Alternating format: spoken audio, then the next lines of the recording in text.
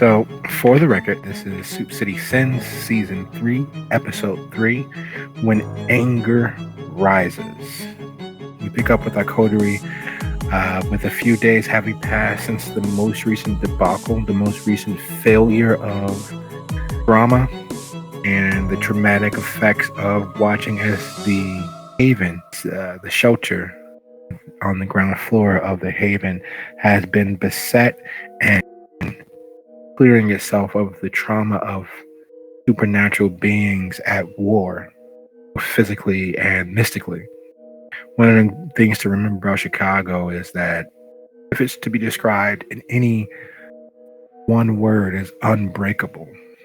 Not that it's not already broken, not that it's not already shattered, not that the pain has not settled in, but if it was to be described in one word, it is unbreakable. All the troubles, all of the drama, the trauma, the turmoil has not and refuses to stop its forward momentum, whether it's heading headlong over a cliff into the abyss of just utter pain and turmoil, or heading boldly into the light, seeking some hope and happiness. It does not stop moving forward. And much like the city itself, the coterie has bent their minds towards not only simply outliving the troubles that have befallen it, but refusing to allow those troubles to slow it down, refusing to allow those troubles to impede its forward momentum, its growth towards whatever the end result might be. So we're going to move in reverse alphabetical order. In the 2 days since the mass wounding of the shelter staff and those who were present, what would Simone seek to accomplish? I would first get in, as I said before, writing the letters. I would make sure that each one of them was delivered, each one of them have an idea of what's going on so that they understand that this needs to be handled ASAP. That would be his full focus, trying to get this debt off of everyone's back. Okay. Well, focus mostly inward and taking care of those matters, writing those letters to the coterie members so that it wouldn't be electronically traceable. Go ahead and have Simone roll his rouse for this evening. And I'm going to slide right on Hestia. Over the last 2 days, what are some of the things that she's tried to work out? Some of the things that she's tried to accomplish? Um, she's going to put some money aside for Donnell's family, because even though this is mostly a non-for-profit, they still have to pay people's like salaries and stuff. So with him being hurt and in the hospital, and also anybody else that got hurt that night in the office, she's going to make sure they have the funds to send to their family or send to them, so that there's no financial hardship following what happened that night. Um, as well as make her own sort of plans to kind of shore up her defenses, and um, make a visit to the Chantry House. She's not going to go just yet, but she's going to start like planning that whole situation out to, because it's been too long. Like, people keep bringing it up that she needs to stop by. So she wants to go, but she wants to do it the right way. So she's going to start sorting that out in her head, how to best make herself known when she goes to the Chantry House. Um, Working on the stuff that she got the letter from Simone. Um, there's going to be maybe a talk with him and maybe one other person like Lucio or somebody who was there when all of this stuff went down, as to what they want to do with the pictures, because I feel like it could help them, but we need to decide one way or the other who gets these pictures, um, what to tell them about the pictures, that sort of situation. So she wants to um, get that ball rolling, because obviously if that's important, that needs to happen. Okay. All right. So go ahead and get me that roll for rousing for this evening, and we'll work through fallout of her actions thus far. Alexander? Alexander, over the last few days, what has Alexander sought to accomplish?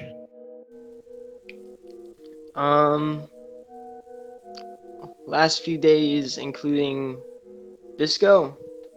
Yes.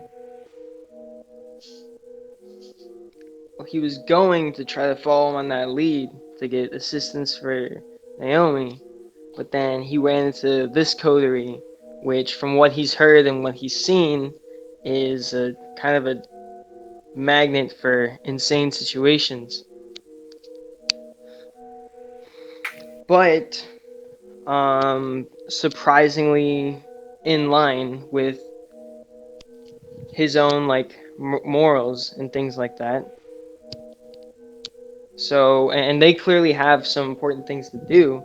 So he's seen fit to take the initiative to try to assist them in doing so and trying to prevent collateral damage as much as he can, despite the fact that it hasn't really been within his power to do much of that.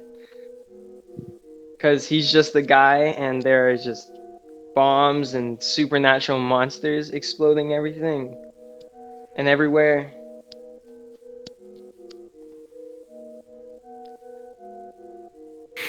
Okay.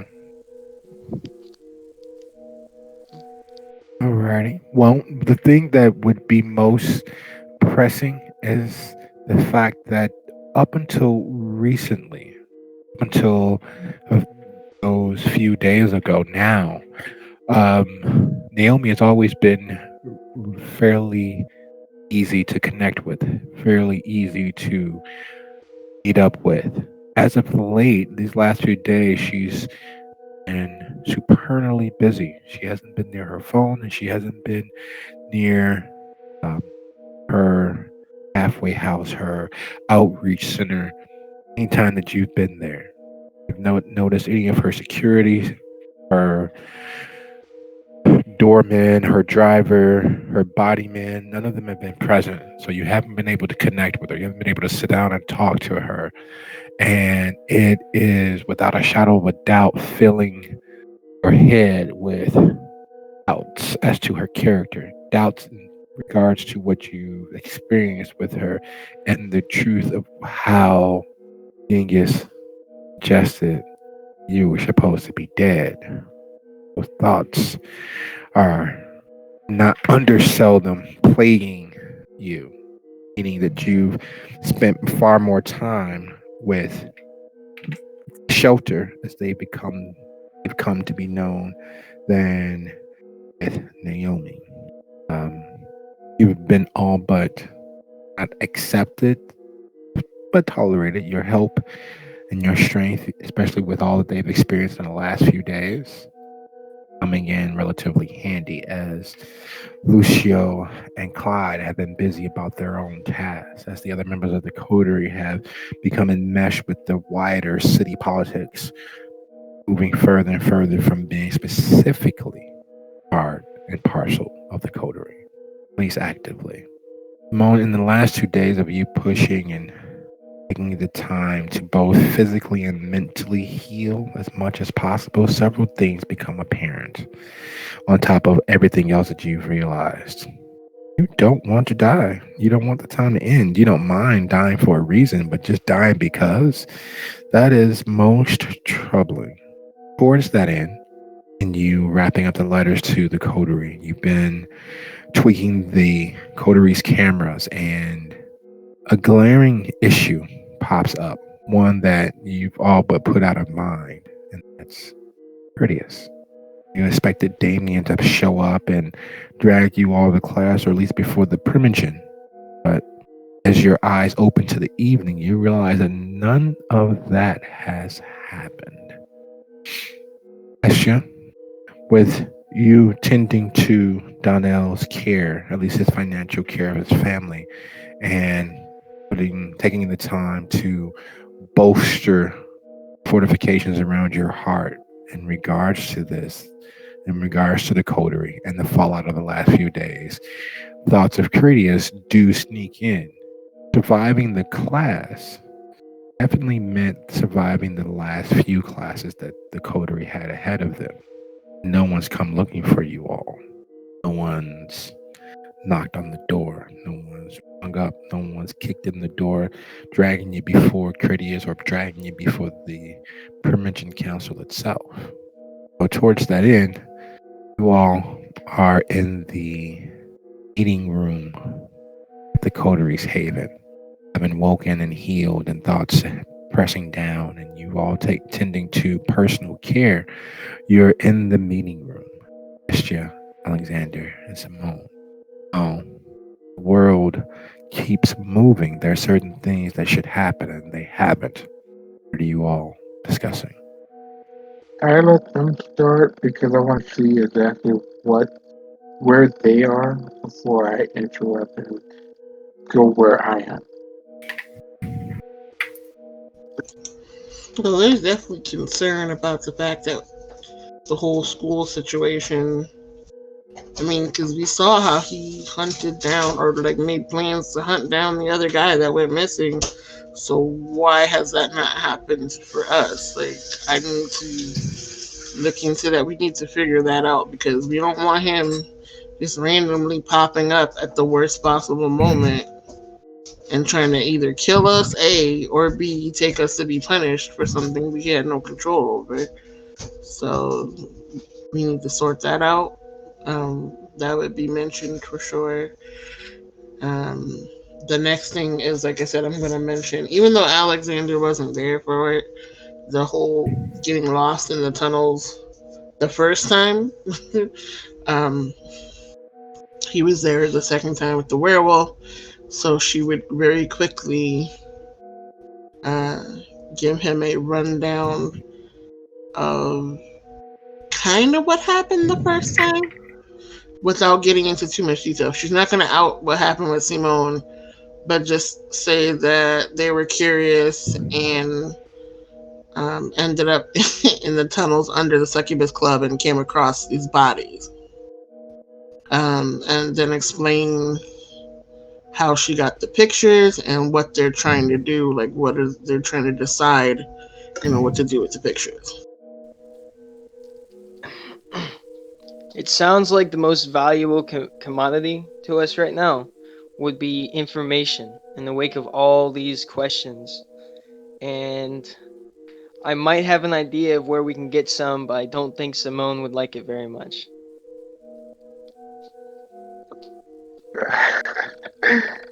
You're probably right. Oh, and by the way, on a magical aspect, Estia, is there any way that you could possibly think of as to how we could possibly figure out any magical tunnels that would get us from the Succubus Club to Winnetka, because that's where all of this is kind of leading.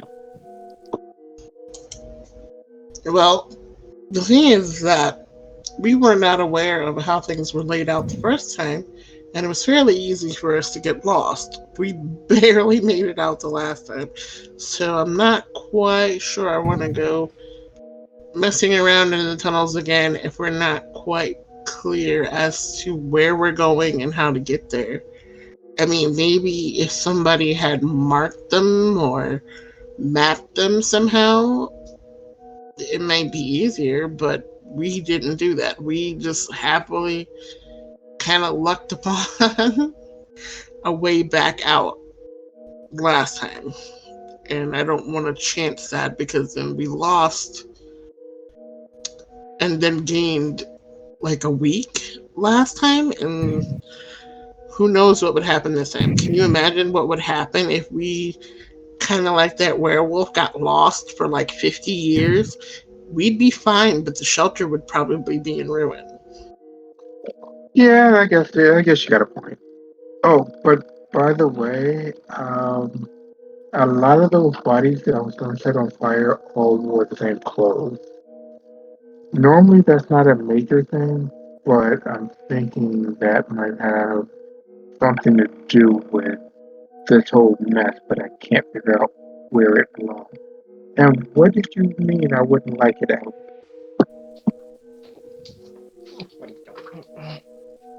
I think that we should put word out on the street where we found them that um, we, or at least I, would like to make a deal with Genghis. As far as I'm concerned, I owe him something. I owe him something too, but that's a different story. And he seems like he either knows or knows people who know a good portion of the things that we all need to know. Yeah, you're probably right. You can let Alright. me worry about trying to come up with a payment for all this information. Last time we just sort of beat them, dragged them here, and asked them a bunch of questions, and let them stay with us as a favor.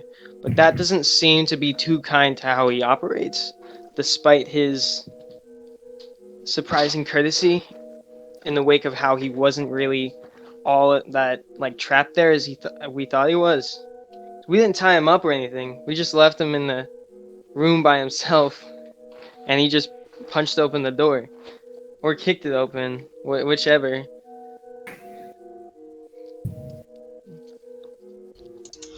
Wait, what? He did what to what now? Yeah, the cell that we left him in. He he doesn't like being in locked rooms, so he just kicked open the door. We thought he was trapped in there, but he clearly wasn't. The door is across the hallway from the frame it's supposed to be attached to. It just occurred to me that we haven't told you about that, but yeah, Genghis long gone. The look, the eyes swivel to Simone, and she's just Hey, like, don't "What look at me. You guys stake me when I stop paying attention. No, see, before that whole situation happened, you let this being or you drag this person in here, quote unquote, questioning them, and then you didn't even secure him. You just wandered off and left him in the dang cell to wander around the Haven willy nilly, You and stake apparently me. didn't. And I'll do it again. And what? I saved your life. It saved everybody's life because I staked you. You Yeah, should but get you staked can't more stake me. often with the way you behave. Hey, if you didn't stake me, I would have checked on him. But you staked me, so what you gonna do? But Yeah. You brought that whole problem here in the first place, so don't even just don't even go no, there. you did. You brought the dead world. That's Simone on getting you. away was partially my fault, if I may. I was the last one to be in the cell with him. It didn't really occur to me to secure him. It also didn't occur to me that he had Superman strength to blow a metal door off its hinges with his bare hands, though. Yeah, he's the Bruja. Of course, he has to strip the door off the hinges. I kind of anticipated that. I wasn't too worried about it, to be honest with you. At least not yet.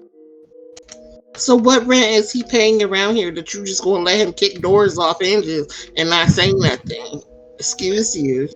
Again, State. I was gonna check on him once that problem got fixed. State couldn't do it.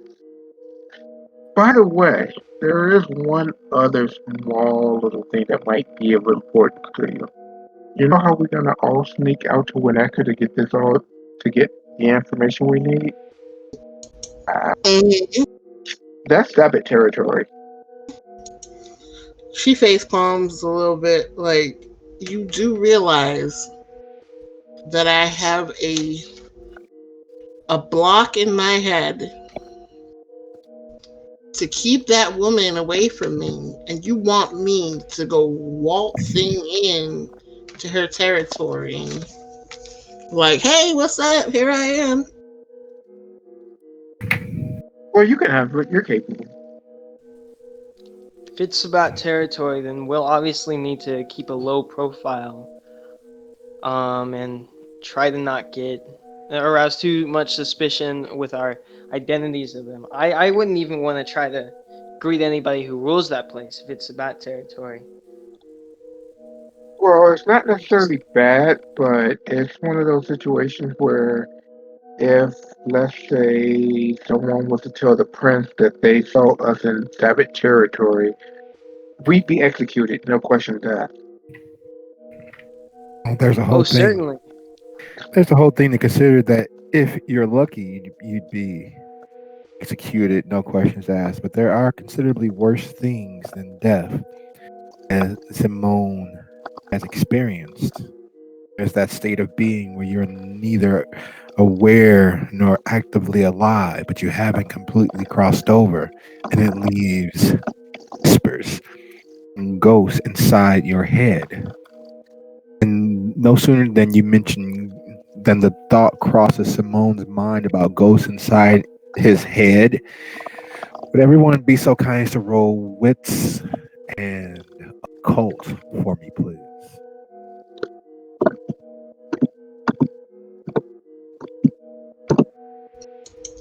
Would it be aspects instead for me because of like supernatural nature, or is it just a cult? No, it's just wits and occults.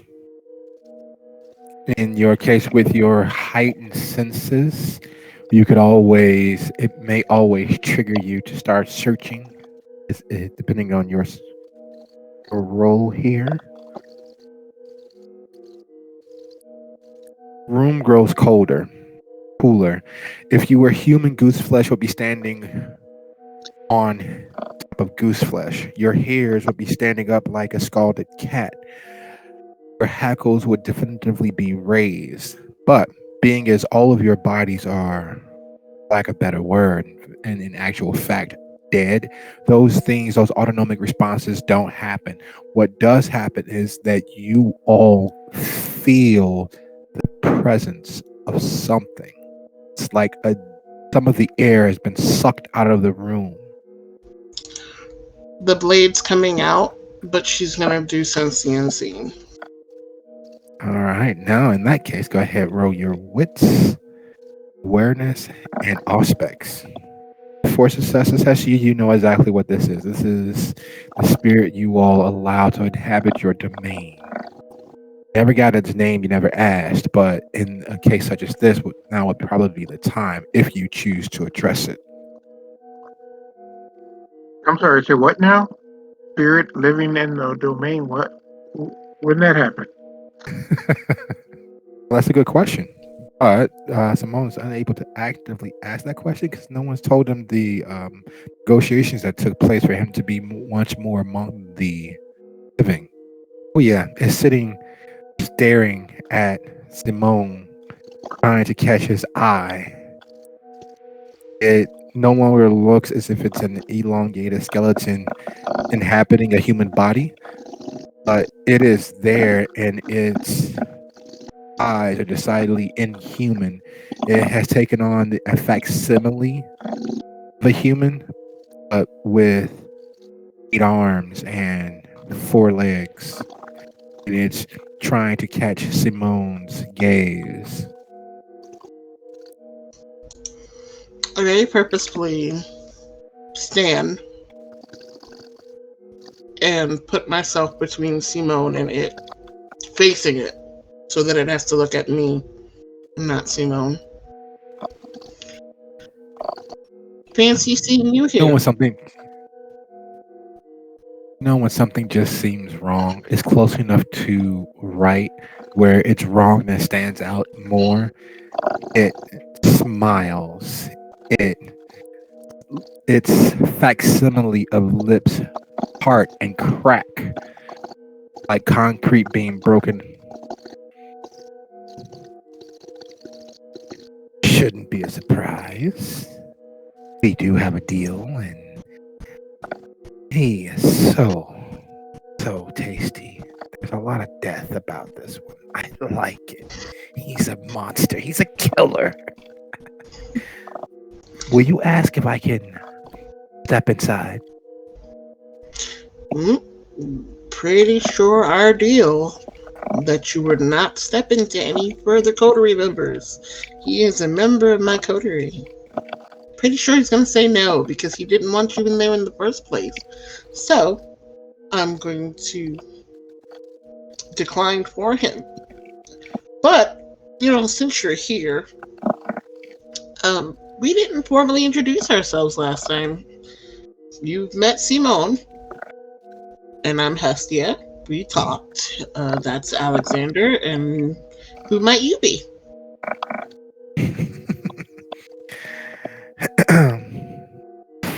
Forcipulus. Interesting name. Can't say I've ever heard of it before.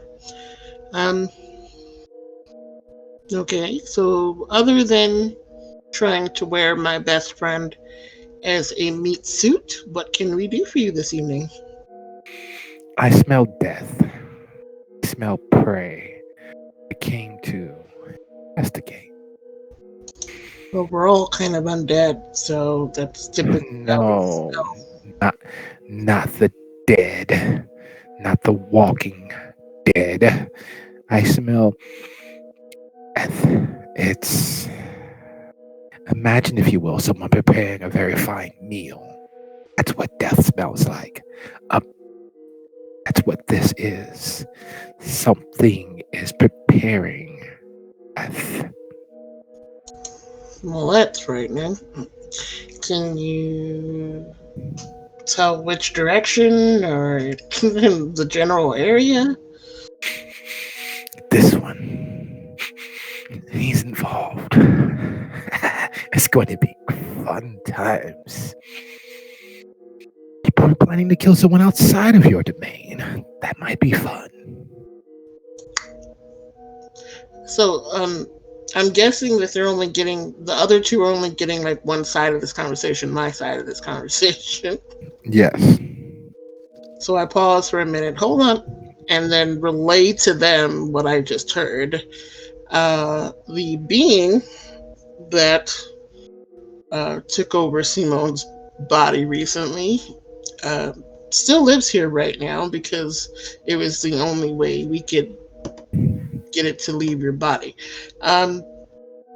They are saying to me that something is preparing death. So I'm thinking that's a problem potentially coming our way, but I look back at the creature outside of our domain. Maybe, who's to say? I just know it's sticking to him like a perfume. Centered around I want. Simone. Yeah, that something's coming. So Tuesday. Oh, that's funny. I like that. Tuesday. Yes, that will be a code word for death. Tuesday. Tuesday is coming. Tuesday is here. Tuesday's near. Oh no. Then it crouches down in front of Alexander. Oh, him too. Can't smell it. It's such a lovely scent. Hestia, I feel weird. What's it doing right now? Sniffing Alexander's hair. you really don't want to know. Just be very, very still. But yeah, it likes the way you smell. And it's saying that both of you smell like the preparation of death. Meaning death is coming either for you or at your hands. So we don't know which one quite yet. But I'm not liking the fact that we were just talking about going to the tunnels and then this happened. So that means we should probably not go to the tunnels. No, tunnels are good. I can show you. Long as the Aru aren't in the way.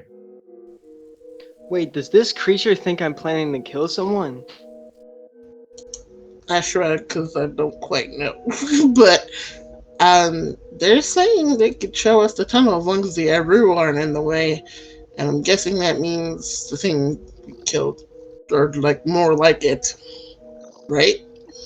Yeah, pretty much. Yeah. Well, um, you're the only one who can see it, and just as a aside, and this we can deal with later, but you blaming me for letting the guy kick at the door off the head? You let this stay? Really?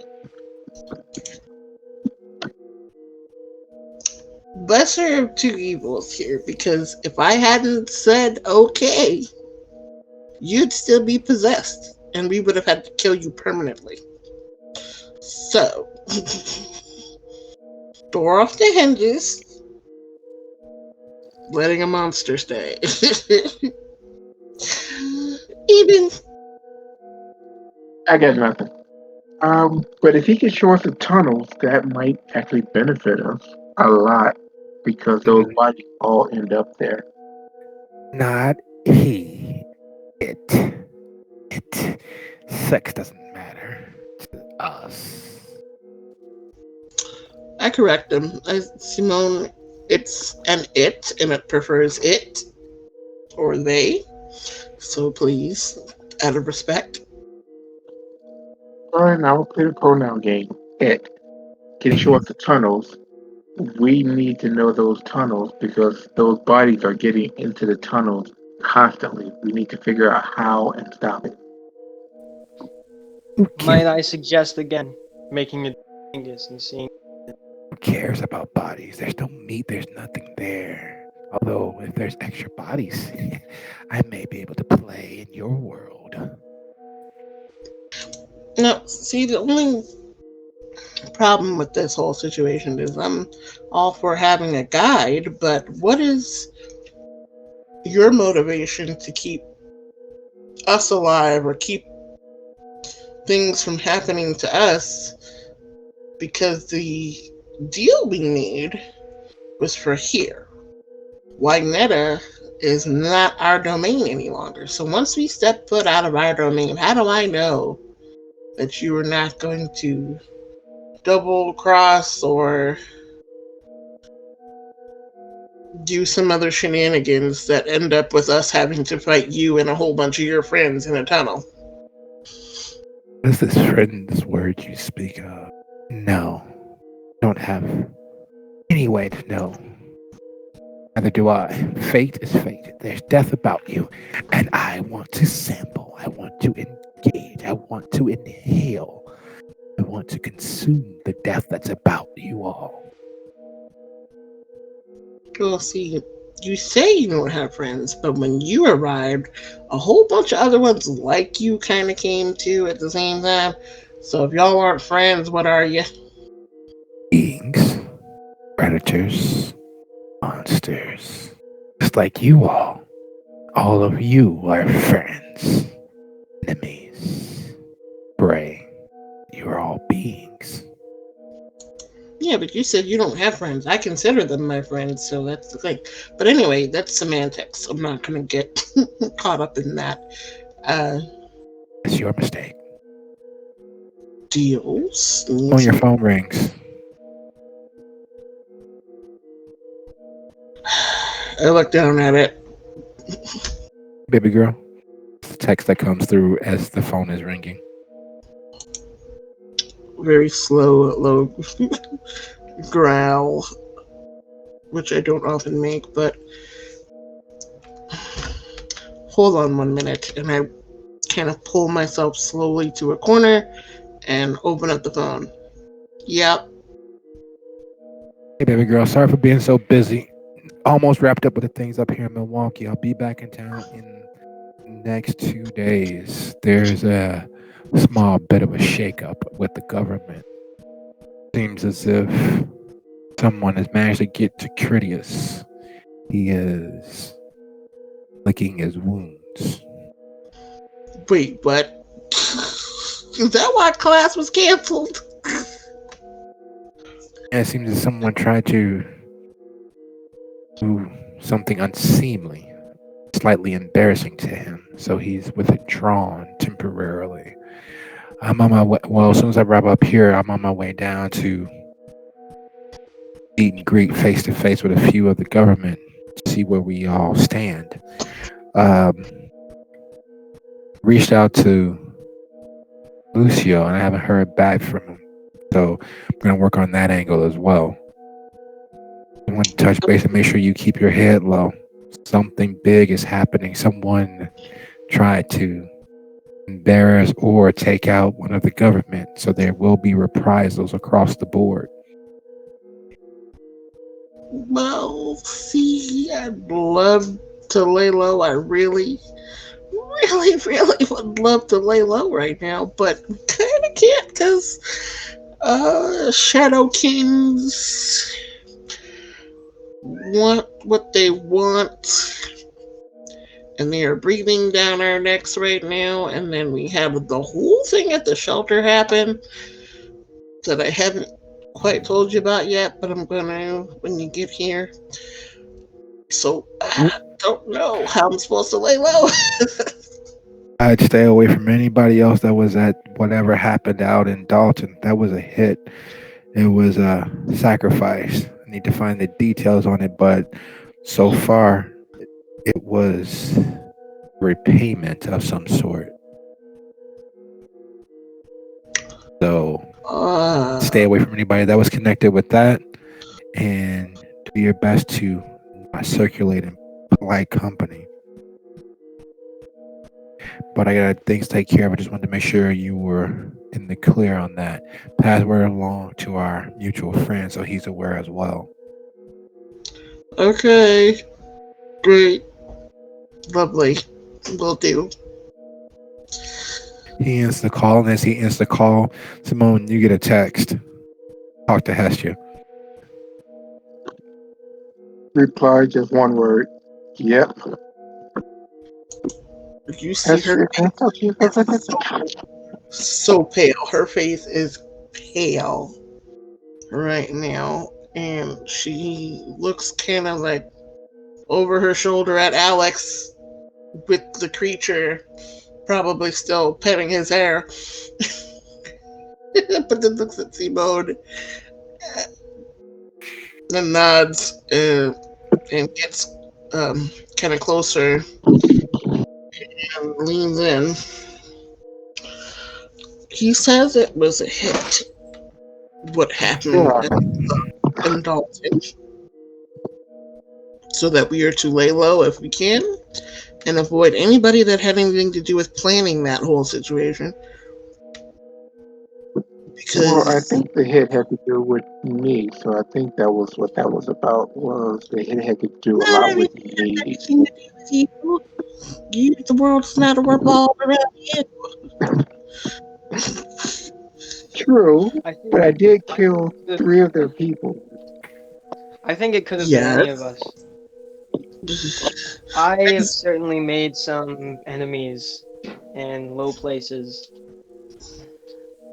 And I don't think we should rule out anyone in this room or anyone who was in that giant room full of more kindred than we've ever seen. I'd wager quite a few of them made enemies in their own lives.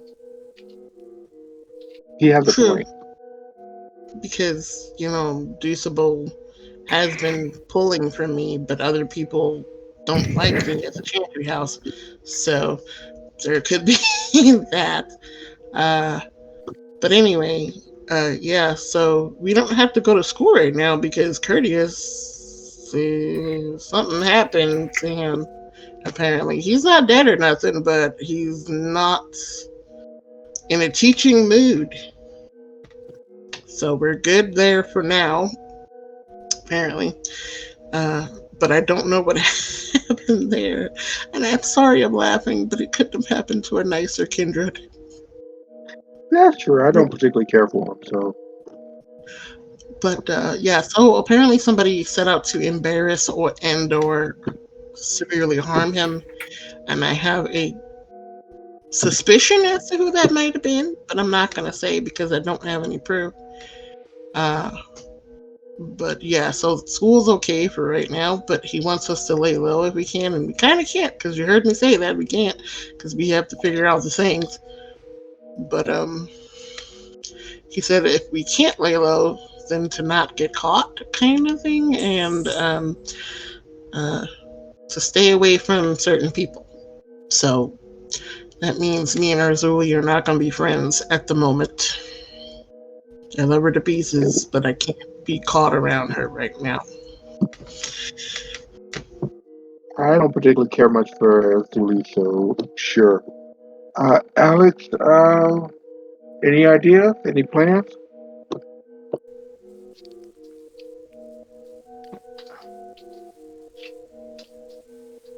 Well,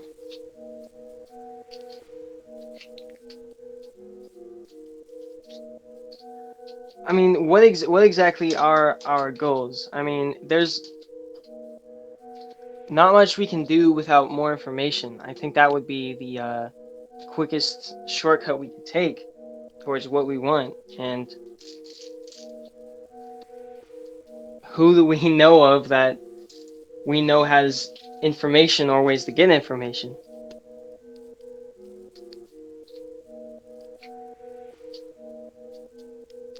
As far as information, I can feed a couple of sources. Genghis was one of the sources I was going to get, but essentially what's happening is there's a rash of kindred, young kindred, that are disappearing.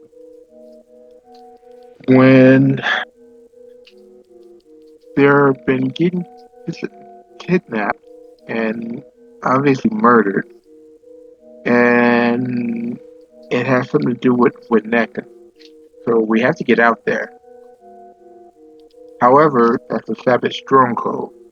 So we have to get there, lay low, find out who's doing what, stop it.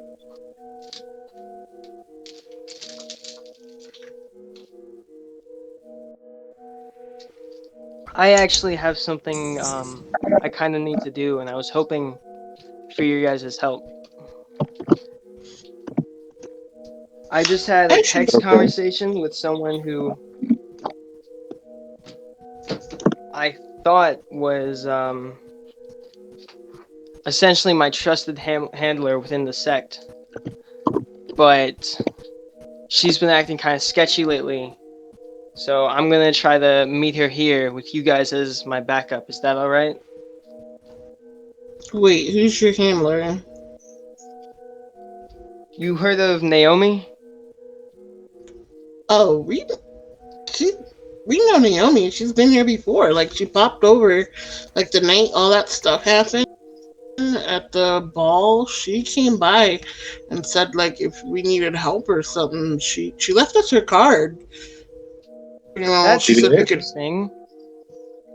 Yeah, you remember So that? did she send you guys? Did she send you guys the disco?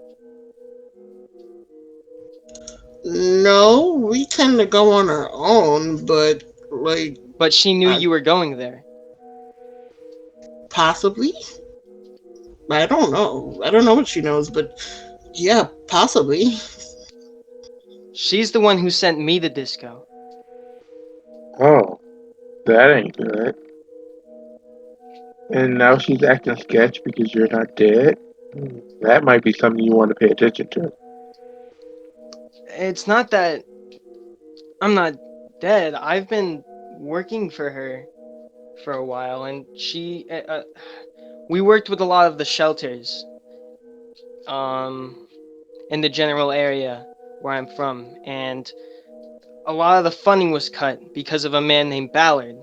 She sent me the disco because she thought that there was another source of support or funding there. That might have been you guys that she was talking about, but I'm not sure.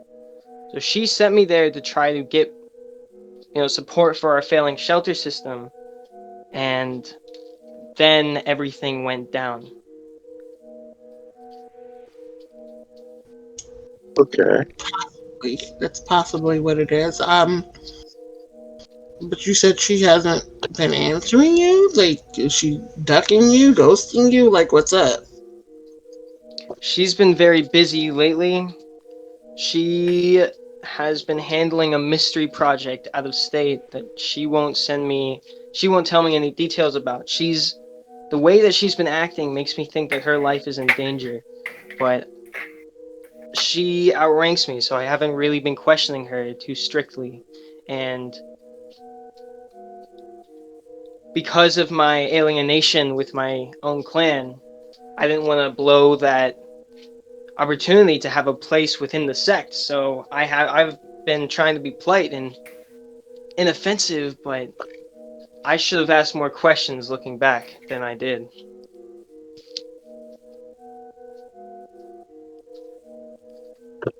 You said out of state, but didn't have any information. Would out of state possibly have something to do with Indianapolis or Indiana? That certainly sounds correct. Why do you ask? Uh, Genghis is from Indiana, and the people who are disappearing, some people who are disappearing are in Indiana, and a lot of what's happening here is happening over there. That's why they contacted me to find who's doing the killing and deal with it. Let's kind of interconnected.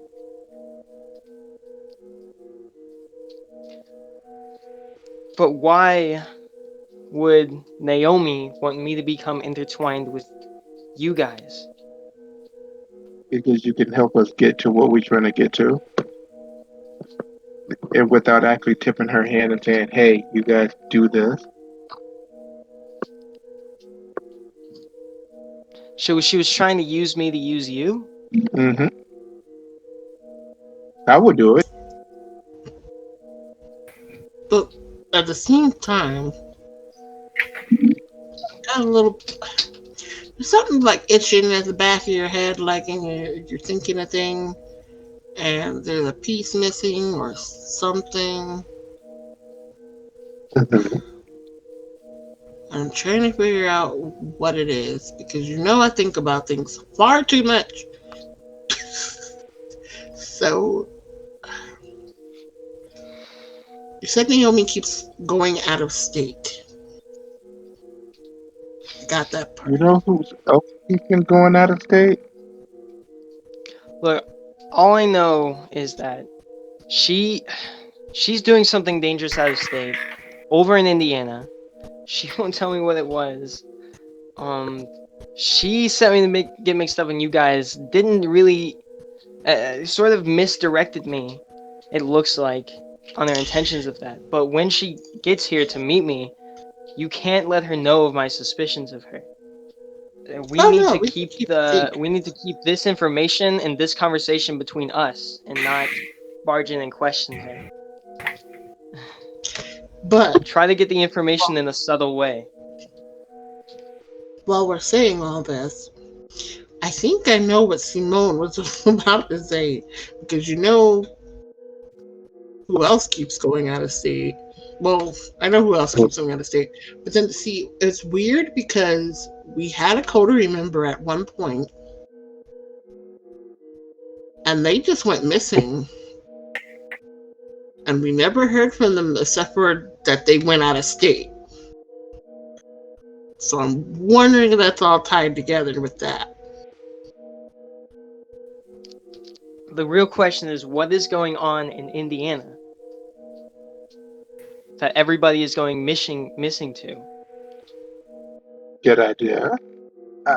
We need to find that information out definitively without without letting everyone know that we know something's happening out there. Naomi's here now. We should all go and talk to her. Okay. I'm gonna let you lead, Alex. I'm not gonna do any. I'm not gonna say anything. I'm just gonna let you lead and see maybe you can get her to help more so without being in the way. My I'm not. question, storyteller, is what is the creature doing this whole conversation? Sniffing and inhaling Alex's hair about his ears and hands, and looking and bouncing back and forth between Alex and Simone, rubbing Oh, two sure. of its 8 hands in avariciously, as if it's preparing to sit down before a very big meal. I'm trying so hard to keep a straight face the whole time. Like, I'm a little bit mortified, a little bit grossed out, and I'm just like keeping a straight face. Like, I'm looking between them and I'm just like, straight face. Like, don't let them know that something weird is going on. Weird and creepy, by the way. Don't forget creepy. Eventually creepy. Yeah, I'm not so socially inclined. If either of you are more so or better at talking to others, that's not really my strong suit. If you want to take control of this conversation, if you don't think I'm doing so well, because like I said, she was kind of my handler in the Camarilla. I might be pressured not to push too hard. Feel free to start pushing if you think it would be better. Real quiet ear. If I think that this might not be going well, I will actually say something, but I will say it in a way where you'll understand that not going in that direction, change direction. But I won't actually say anything because we don't want her knowing that what's going on. So, downstairs we go, I guess. Yep. There's a boxy, slightly older limousine sitting down. It's not the same SUV limousine that she initially arrived in. That was clearly one of the special occasion limousines that she owns. This one's more of an everyday classic. It's instead of being a black on black model, it is a dark top, hood, trunk, and a slightly lighter gray body with a white pinstripe going from tip to tail. Standing near it are two rather large gentlemen that Alexander, are one's her body man, and one is actually the driver, who might as well be a body man himself. He's definitely large enough where it would be a little difficult for anyone to get past him normally. As you all appear, he opens the door and she steps out. She's dressed in her business browns. I guess she very much plays on others' expectations and uses color theory. Brown being workaday, humble, salt of the earth. She usually wears that style ensemble and that color when she's securing funding. Alex, and the shelter. It's nice to see you all again. She takes a step past her men, extending her hand to shake Hestia's hand and Simone's. Alex, she doesn't engage in hugs or that sort with you, but there is definitely a if you were to judge her body language and an ease that shouldn't be there if she set you up. Most people don't have the wherewithal to be at ease if there's a bit of duplicity or deception. I put on my Naomi very, sorry. put on my very fake, hey girl, hey. Smile and walk towards her, shaking her hand. Wonderful to see you too. It's been some time. Where you been? It How has. you You've all been nearly as busy as myself. I'm glad that you and Lex here are getting along swimmingly. Yeah, it's been pretty interesting to get to know. Definitely kind of helpful. Pretty cool person. So, what brings you by tonight? Well, initially, a few days ago, Lex was to secure a meeting between myself and Arzuli. She has gone to ground. She hasn't been seen in polite company, which means I needed to pursue other avenues of funding. So this was to be a small catch-up meeting between Lex and myself. If you're here, I'm sure, being as taken to your company, we can discuss these things together. Would you all like to step inside? She motions toward her limousine. Did you hear about what happened at Disco? there's not many people who haven't, who don't have an idea as to what may have happened. I was hoping that if you had been one of the survivors of such an incident, that you would have come to me sooner. You would have come back home. But knowing that you're in good company, you can overlook that detail. I kind of got caught up in some minor things. You've heard of the Coterie. I'm sure that's not surprising at all. It's not, knowing some of the associations they keep. Shall we step inside, or would you like to invite me inside your premises? Sure, the office should be free.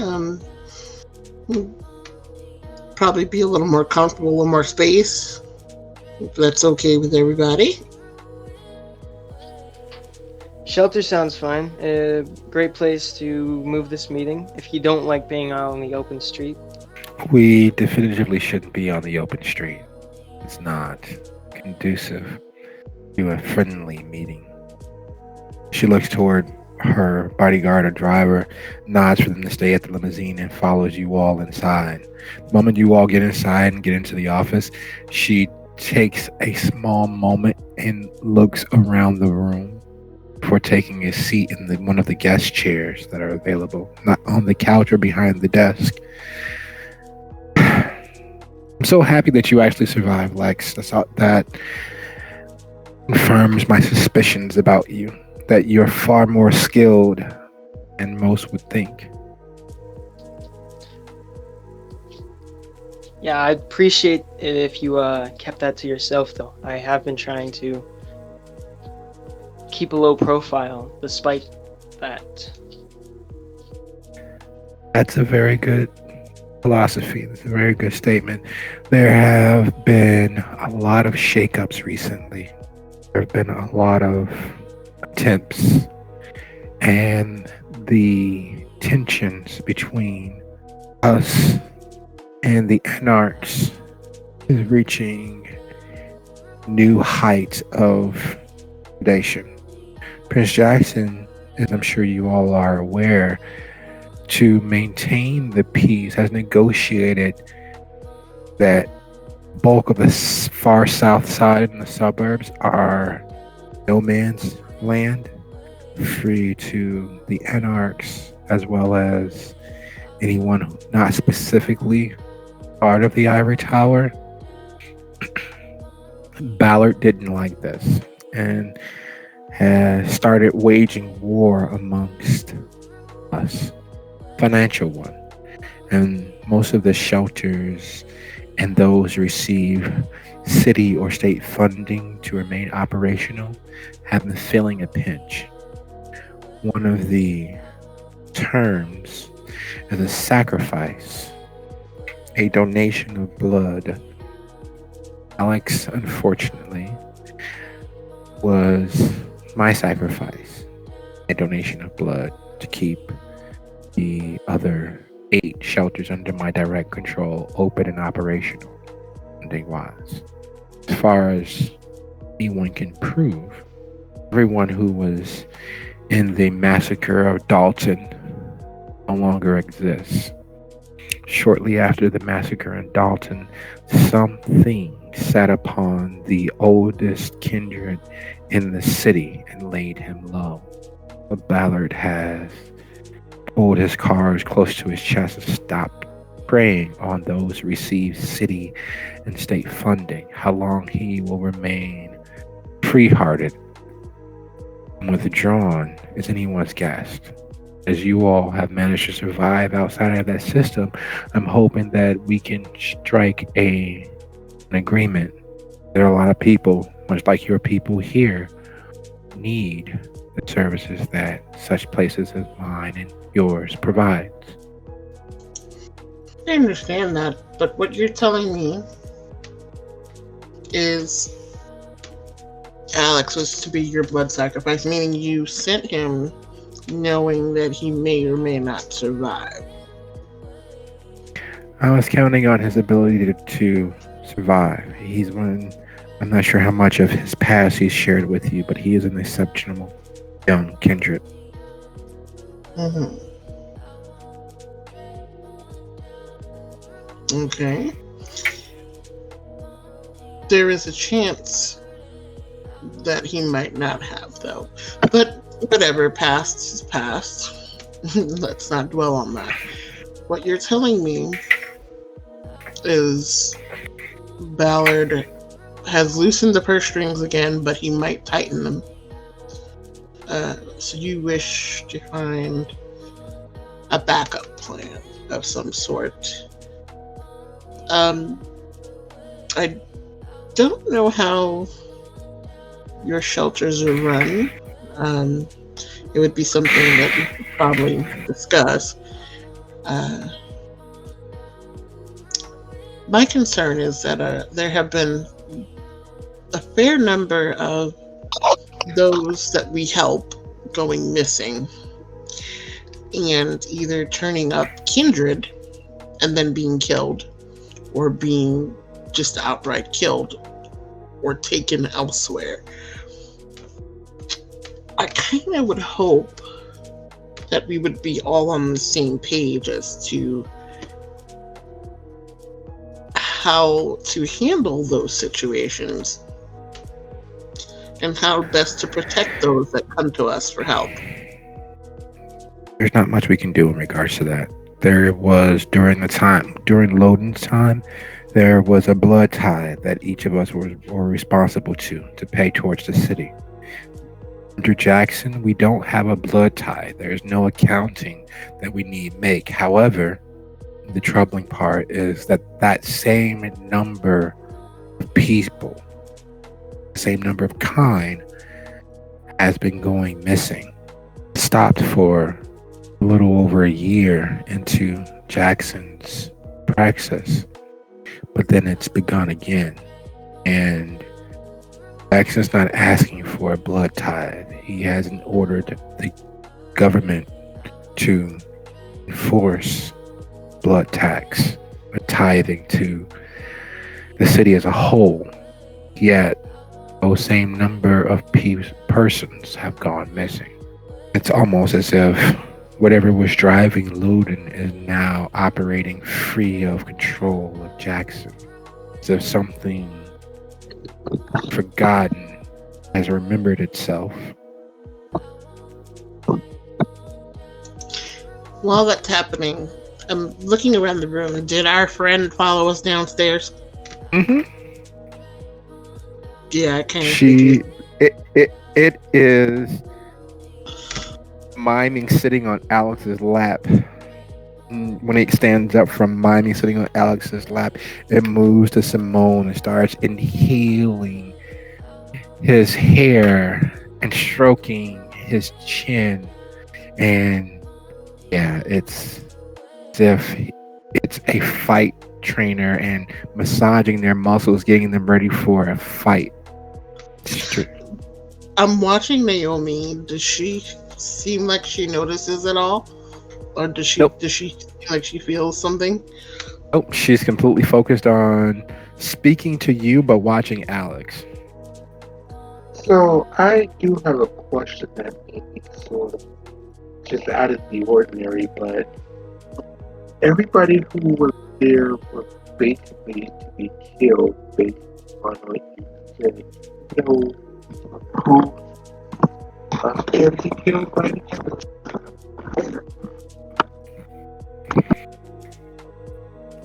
Everyone who was to be part of the blood disco was to cease to be. Somehow Urzuli survived, and I'm thinking it's due to your actions. Would have removed her from playing games on the city board. Everyone else would have disappeared. Blood disco would have ended. It would no longer be a threat to the masquerade. We wouldn't have to keep turning a blind eye to the Toreador who are flouting the bulk of our rules, the bulk of our understandings, and the bulk of our traditions. As she says that, something else hits me. And just one word, kind of like Newberry, Oh no. Oh my goodness. I'm looking at Simone. Newberry was there that night. That is correct, he was. So he But wasn't to make it out either. no, he wasn't supposed to make it out either. Who exactly is this Newberry you guys keep referring to? Well, he's the Imogen of the Malkavian, and he's Hestia's sworn enemy. I don't know why though. Not my sworn enemy. You know why I don't like him. He attacked Lucio. Yeah, but you know, it happened. He did. And do you all remember the reason why he attacked Lucio? Or at least why he stated he attacked Lucio? Yeah, because he thought Lucio was a bot. Did he think or did he say he was? He said he was. But that doesn't mean that it was true, and there's no way for us to really. Is as far as you guys are aware, is there any way to tell who's Sabbath and who's not by simply looking at them? There's some way to tell, but you'd have to be pretty well versed in Sabbath lore to understand it. Wait, so a Malkavian Primogen accused Lucio. I'm assuming the man who killed the werewolf. I'm assuming that's who we're talking about. That's Lucio. Mm-hmm. He was accused of being Sabbat by the Malkavian Primogen. Mm-hmm.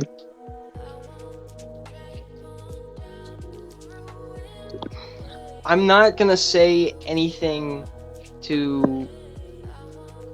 I'm not saying that, we should all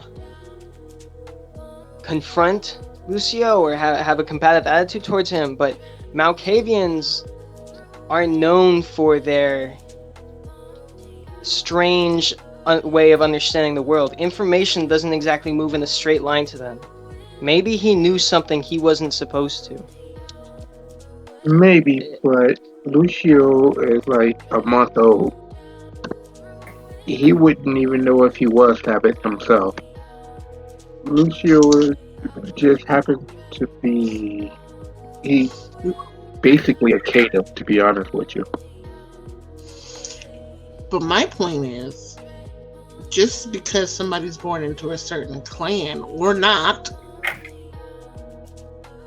what makes them Sabbat or not? That's my point. So just because you were born in a trailer, does that make you a trailer trash? No, it does not. It just makes you somebody that was born in a trailer. So by Newberry running around stating, oh, this person's Sabbat or this person's secretly Sabbat or whatever the heck else he was running around saying, without proof or not proof, is my point. Like, this person doesn't know these things. The things that make the Sabbat dangerous, as we all know, or most of us know, if you've never been around that, if you weren't taught those things, how are you dangerous? That's the point I'm trying to make. But anyway, yes. And I'm all too familiar. I'm all too familiar with the alienation from your own clan, and who you are isn't decided by who you are embraced by. But still, you don't have to be in this life. It seems that you don't have to be aware of your allegiances to be influenced by them. What if somebody's pulling Lucio's strings? It could be a very dangerous thing. Agreed. It could be. And that's why we're making sure that he doesn't become the bot. By making sure that he stays on this side. Does anyone know where Lucio is right now? No. I haven't seen him in a few days, come to think of it.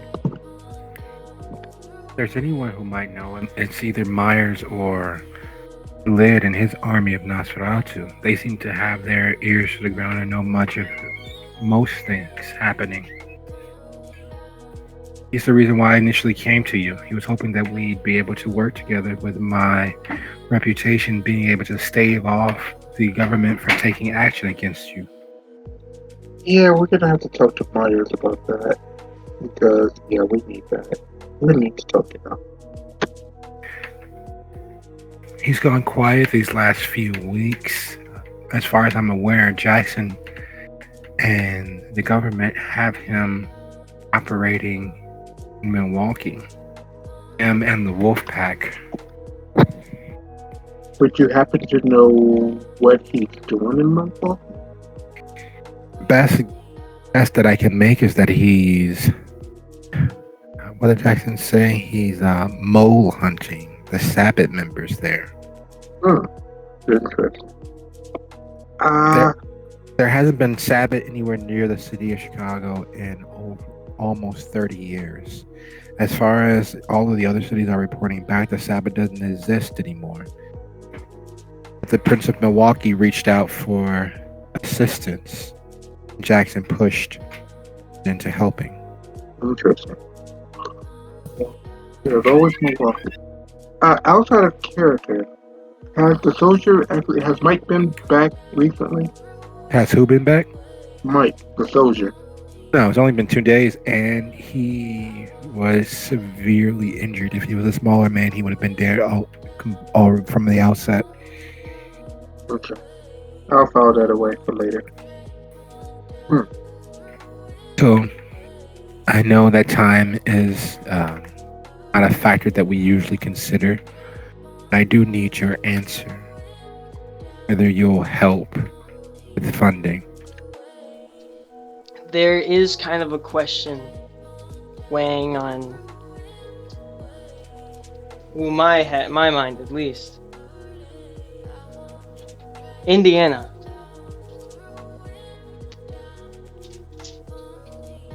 Apparently, there's a lot more going on in Indiana that affects a lot more than I thought. You've been going to Indiana, and you haven't been able to tell me why.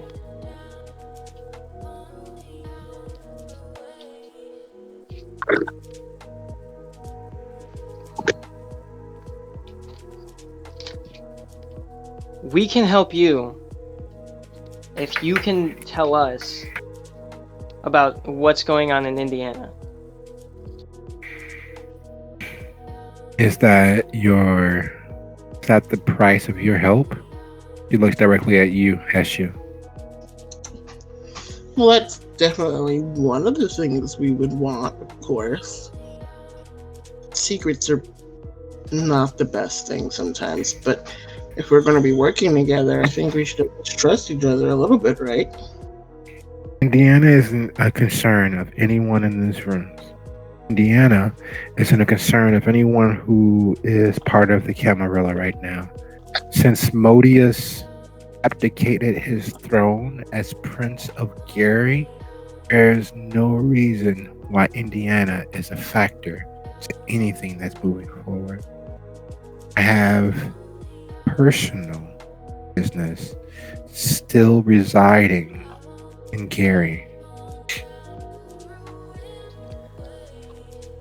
It seems kind of likely through some small investigation into the people going missing as of late that Indiana is connected to that whole situation.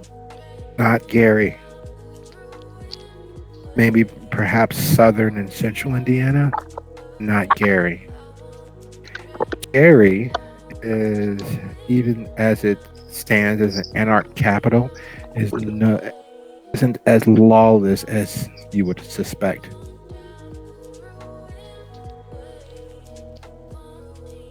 Okay, if Gary is not as low as we're suspecting, is that like a haven for those who are part of the Camarilla, where they are left alone for the most part. For the most part, Baron Juggler doesn't care.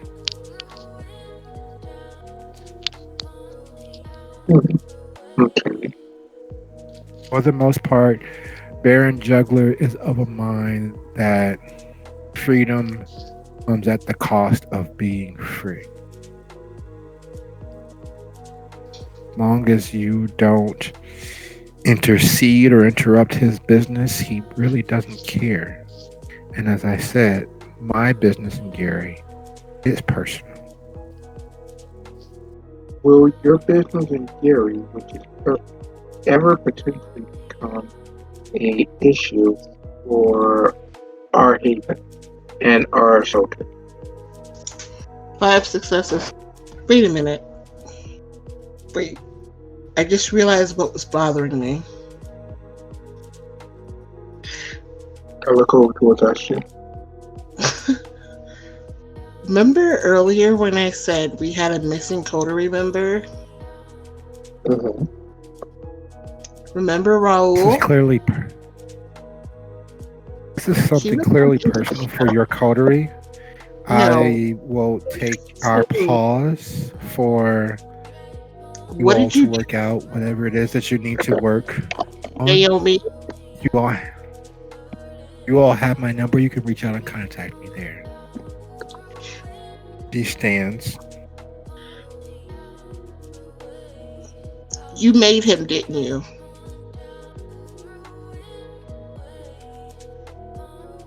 Whom? What are you talking Raul. about? He was from there, and then he disappeared, and you keep going back there.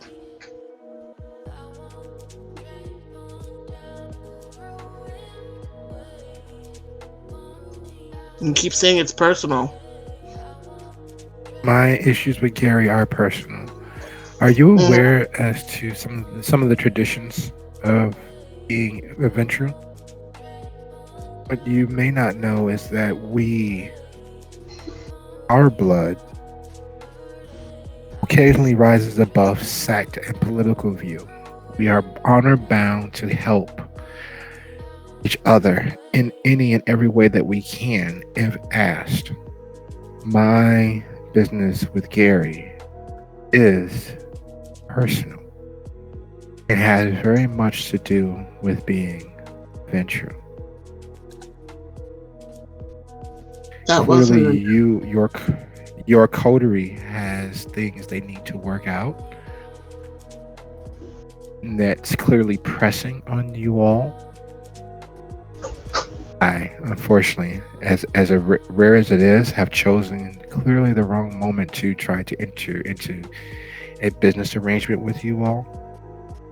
I'm hoping that we can do business, but I'll leave you all to your evening.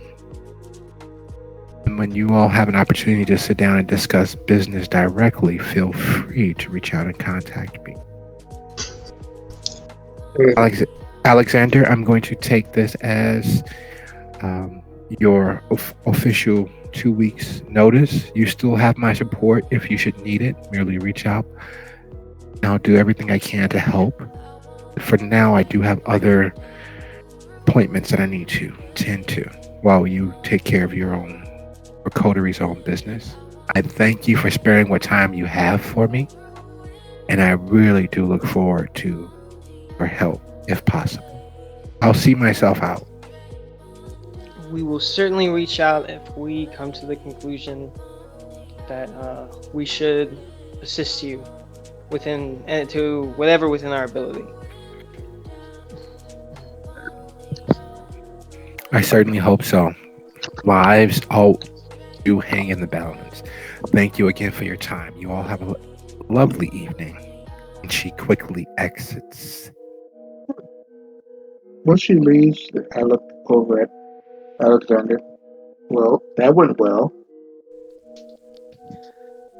I don't like it. Something doesn't sit right with me. I feel look at like Alexander. Do you understand what it is that I said to her that had her leaving? All I know is that her citing the Ventru rite of succor, which is the tradition that they had to assist each other. The way she phrased that implied that she was working with a member of another sect outside of the Camarilla. She Mhm. might be assisting a Sabbat or Anarch Ventru. She Yeah, was. but the thing that I'm pointing out is that Coterie member that we just mentioned, he was a young, newly made vampire that I knew in life. I knew him when he was alive because he would come down here and hang out at a local club. And then he turned up at the shelter maid. And I'd always wondered who his sire was. And then it came to me just now because that's what I pointed out to Simone that Raoul was from where she keeps disappearing to. And you see how uncomfortable she got when I asked her, is that why? And she didn't say no. She just kept saying it was personal, it was personal, it was personal. So Raoul was her mistake, or Raoul was something she did and had no business doing, or no permission from the prince to do, but something she felt like Do she you had to do. So that's how he went missing from us. do you know what the nature of his blood was? Do you know if he was Ventru as well? Yes, he was Ventra. Simone knows for a fact that he was. A favor was being called in. That's the reason why Simone's ended up with his neck in a guillotine to begin with.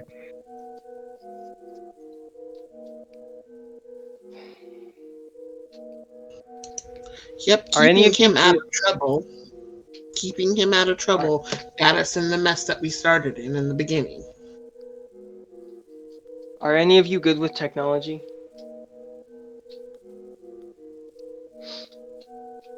No, I'm terrible with technology. Just our luck. Do we know anyone who is good with technology that we can trust? Depends on how good with technology you need somebody to be. I know basics. I can work a laptop and the internet, but hacking I cannot do.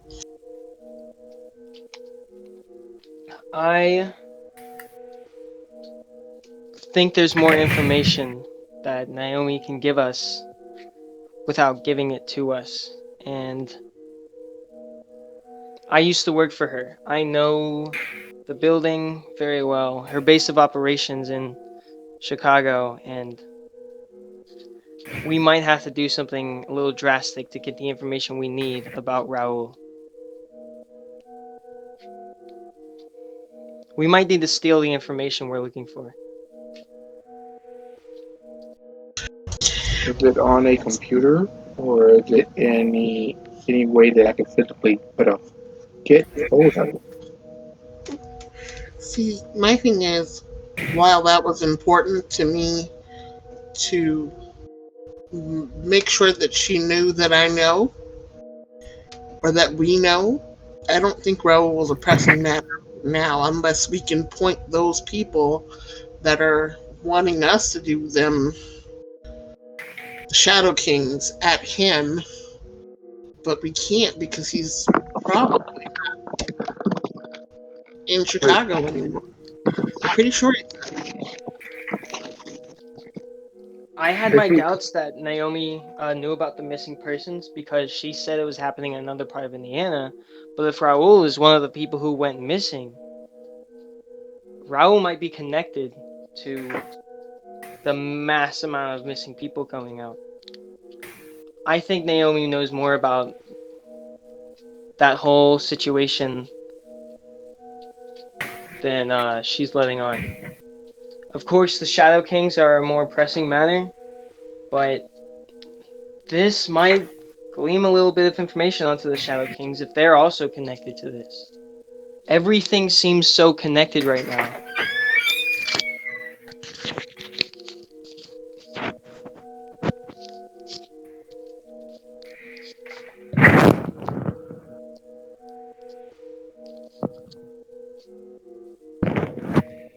Did Naomi mention you guys were connected to the Nosferatu?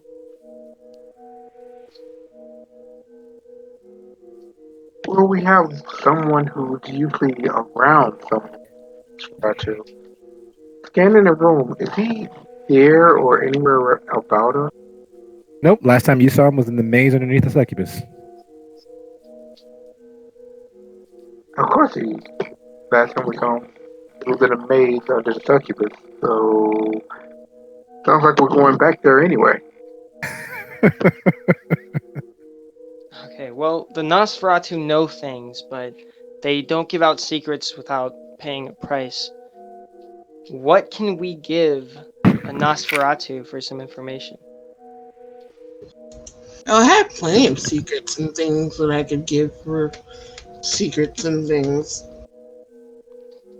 Whenever you go to deal with one and secrets are your offer, you'd be surprised how many of them they already know. Are you sure these are secrets? Well, unless they've somehow secretly snuck into my lab and know how to work my botany equipment, then yeah. I would highly doubt it. So that's definitely a good bet.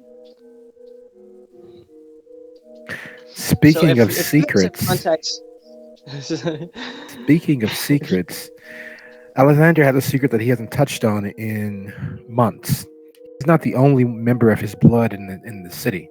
He's not the only member who can move silently and quietly, who was trained or at least follows the tenets of Alamut.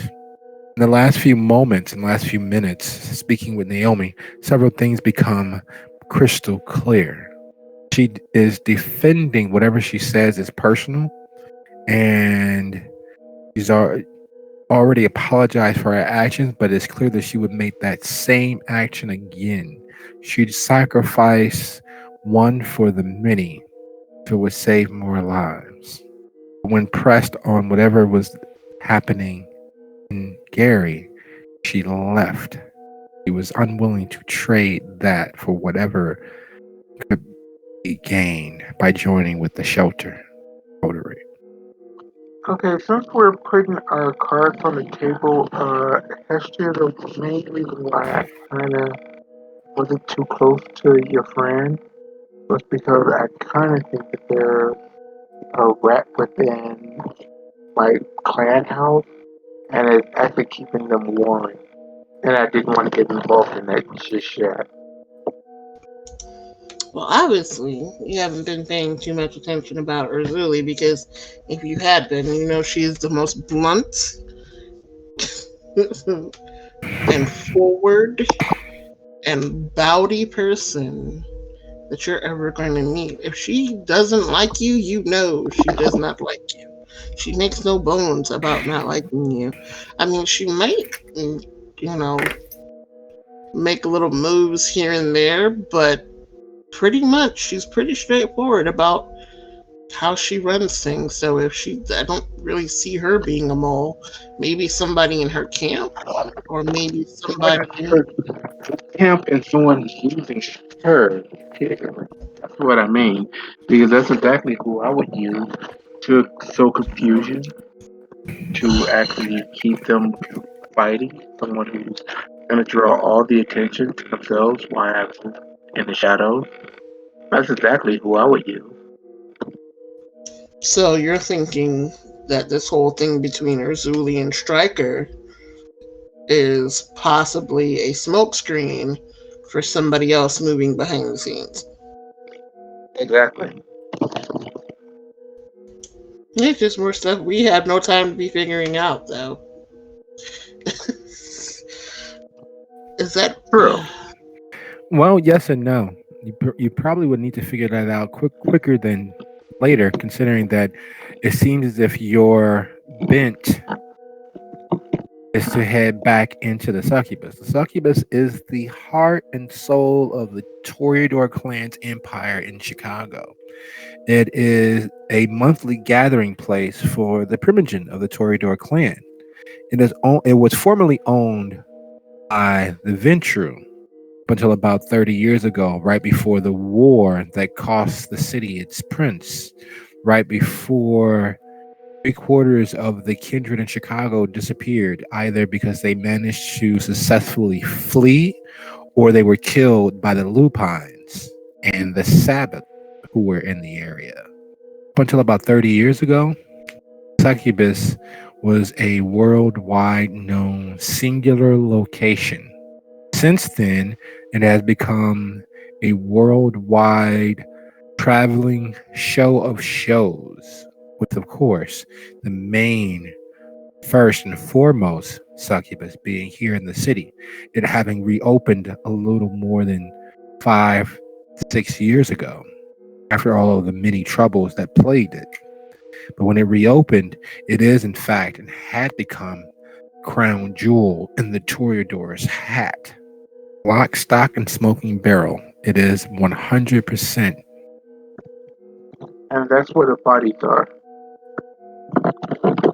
So, how would you like to move? Alexander, how would you guys like to move? We have to do something really quick. Well, what thing can we pull off that gets us the most done and the most trouble off our back soonest? Basically, that's what we need to figure out. Do we finish their thing with the Shadow Kings so that they can get off our butts? And if that's the thing that we need to do, how do we do that? What steps do we need to take, basically, to make that happen, or make them at least happy enough to leave us the heck alone? Didn't they want us to go to Winnica? Yeah, that's pretty much where we gotta go. We have to go there. Alright, so Winnica first then. Let's head there first. Wait, what's at Winnica that we need? Why do we need to go there? You didn't explain that to me. Because all the times that I was disappearing, I was trying to find who was kidnapping, creating, and you mentioned it earlier about a lot of people being snatched, and then they're turning up as kindred. That's taking place out there. All of it is taking place out there. I put all the pieces together. From what I understand, someone is snatching people from Indiana and here, taking them out there, turning them loose. When we went out to the blood disco, that was everybody who was there was supposed to either be dead or they were supposed to be killing someone. So even Azuli at that moment was supposed to be dead. So someone used her to sow enough confusion they were trying to dispose of her right now. It also looks like the hit at Disco was not just supposed to be a sacrifice, but also a multifaceted assassination attempt on people such as Orzuli and Newberry. Their death would have changed the political landscape of the area. He has a point. I'm familiar with such methods.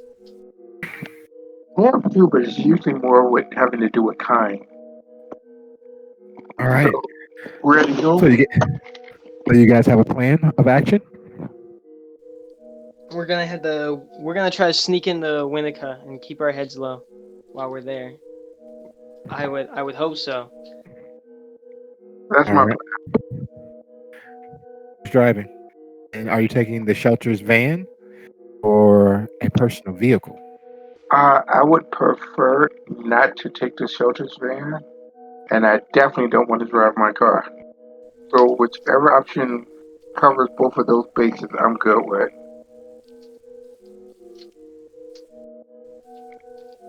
Esther, do you think you can scrounge us up a car?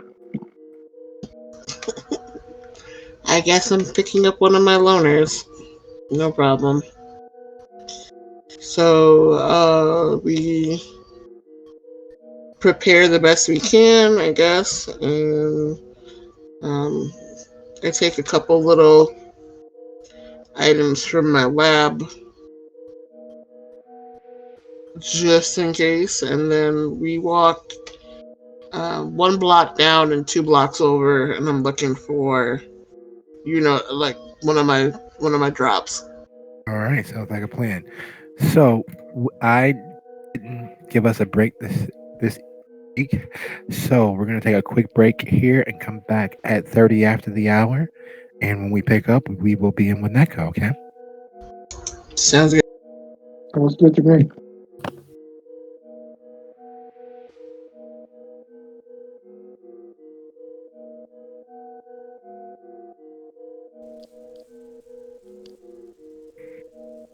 All right, everybody back. I'm here. All right, sounds like a plan. Yeah, I should probably turn my speakers down though. Excellent, excellent. I'm back.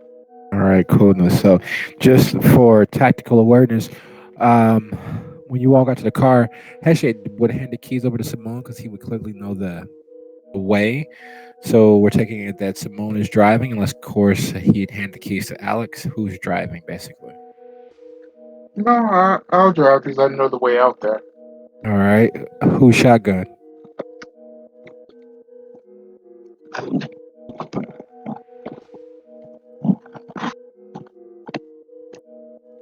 Whoever wanted to. I'll let Alex be shotgun because I got some stuff I need to work on in the back to prepare. All All right, right, so yeah, I guess I'll Alexander would reach be shotgun. shotgun. all right. Well, that being the case, I need 2 rolls from you guys. Simone, would you be so kind as to go ahead, roll your dexterity and drive, and Alex, would you be so kind as to roll your wits and insight?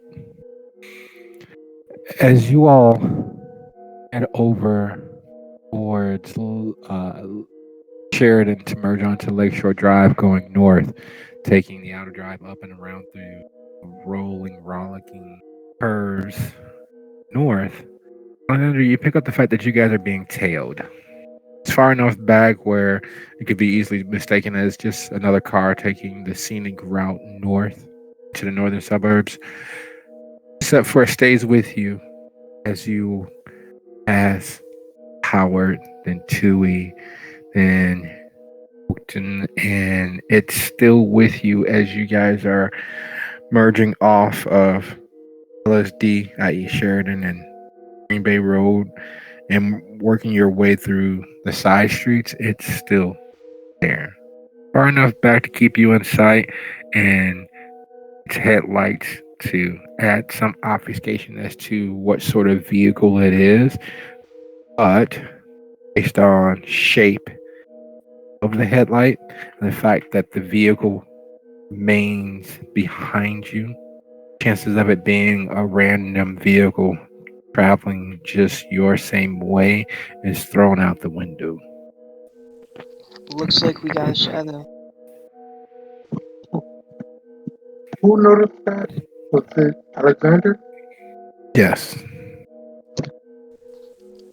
Yeah, we have a shadow. We should probably lose our tail. If you guys wanna look behind us and see what I mean, we should probably lose that before we get to where we're supposed to go. I look in the rearview mirror.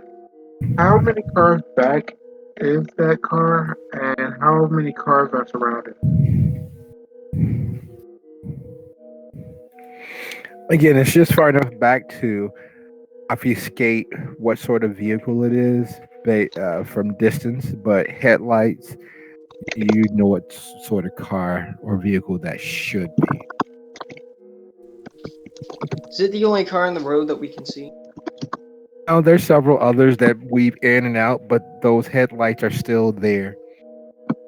All right, what I'm going to do is I'm going to slow down just a little bit, and then when the other cars get closer to me, I'm going to weave over, like I'm going to turn on my blinker and switch lane, and then I'm going to just start dragging back, slowing down, slowing down, slowing down, so that the other cars where the car is will have to flow with traffic to go past us, or they will have to slow down and stay the same distance. Whoever's behind the wheel of the car clearly has a grasp on proper procedure. We're clearly hoping that you all didn't pick them up, but they keep their distance. Right? Lovely. So that car is definitely following us. I'm gonna try to get rid of them. So we're gonna be going around for a little bit. I'm going to proceed to start trying to lose them, like trying to get off the on ramp, and then just like make a quick right, and then gun it, and then make another right, gun it, get back on the expressway and go.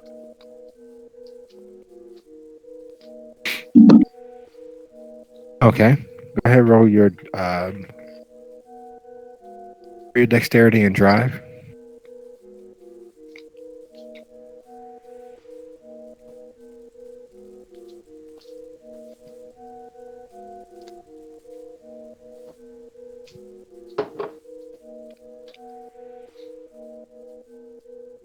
One success. Hopefully we don't crash.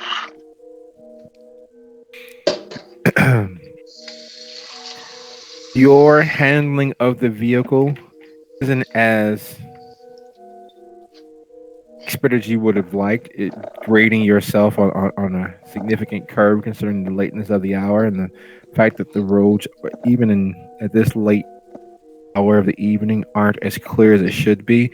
You nearly sideswipe a panel van and you miss a few pedestrians, but the vehicle, whoever's driving the other vehicle,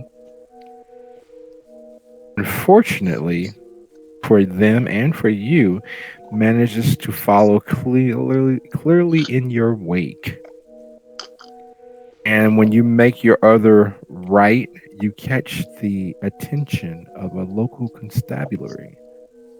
The NECA police eases out and flashes you with their lights. Immediately pull over. When NECA police pull in behind you, the driver gets out, the passenger gets out. The passenger eases up to the back rear window, looking in at Hestia and watching Alexander while the driver comes in. Everything all right in there? Yes, officer, there's a curb over that way that was following us, and I kind of panicked. Car following you. Stands up, looks back as traffic speeds past you all. Do you all have any weapons in the car? No, sir. Happen to have your license and registration? Yes, officer. Proof of issue. On my visor, I have to reach it. Is that okay? Mm-hmm. Grab my license. He takes all the documents that you hand him, and his partner knocks on Alexander's window.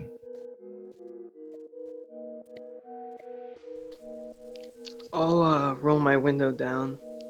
Everything all right? I'm fine. I'm gonna turn around just to put on like a little performance of asking if Hestia is okay. I'm gonna ask, "You all right back there?" I think that might be my ex-boyfriend. He's trying to find me. All right. Well, in that case, go ahead and roll manipulation and performance, Hestia. We've got persuasion. Go right ahead. Your boyfriend. What sort of business is he in? Is he following you? Angry sort? You got a record? I think so. I tried to stay out of his business. He would get a little angry if I didn't. He stands up and Start staring at the cars that are passing you all by. What does this boyfriend look like? What's his name? Such foolishness isn't something that we're gonna get him to allow to stand. He had a lot of aliases, but I don't know what game he's going by lately. I've got a restraining order, and he's trying to duck that. So, um, I don't know. Like, it was really hard to see the car, but they did follow us a really long way from where we came from. So that's the only reason I could think of. Where are you guys on your way to? Out of character, I'm gonna name the name of the bar when I was last out there. You guys going for the concert? It's a way to get her mind off of it. You see the driver get out of the car. He's freeing the clasp on his firearm. How close is he? He literally just stepped out of the car, snapped his firearm, and is beginning to ease closer to the car. Didn't want to do this, but okay. I'm going to two-hand push the cop into the driver using supernatural strength. Well, actually, I'm going to push him, not using supernatural strength. I'm going to push him into the driver at full speed, casting celerity. No, I can't cast celerity. Push him, right into the other officer. Are you gonna leap out of the car, move to the driver of the police car who's easing up on the driver's side of your car, and you're going to throw him over the car into his partner? You catch the okay. Yeah, this good person. We want a lot more. You're in the driver's seat of your car. Yeah, I think the cops are on two separate opposite sides of the car that we're in. One of them is at my window, the other one's at your window, I think.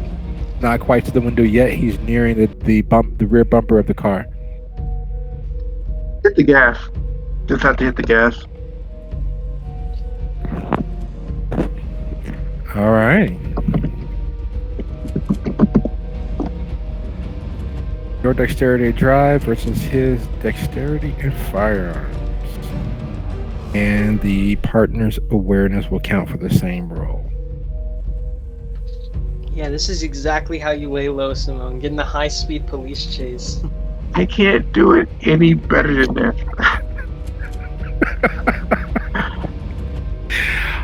As he's easing up to the bumper of the car, you take off. He draws and fires, and his partner's wondering what's going on, so he attempts to reach and open the passenger door to pull Alexander out. Alexander, Hesha, what are you guys doing as Simone puts the car in not only gear, but snatches out of the parked spot as if his tail is on fire? What are you guys doing? I'm gonna, as he tries to grab me to like pull me out of the car, through the window, I assume. The door is closed, but the window's open, right? Right. So he's trying to pull me through the window?